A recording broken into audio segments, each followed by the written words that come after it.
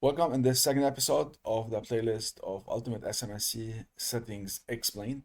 In this episode, we're going to talk about when we're going to trade and the trading window. It will be a short episode, but worth explaining.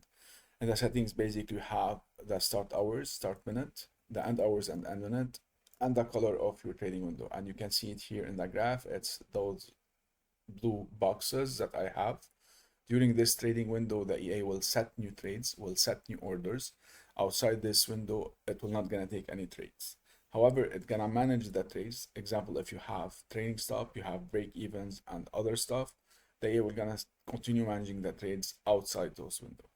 One thing you need to consider is the start and end date of this window. It depends on your market time or broker time. You can see this when you hit on Control M.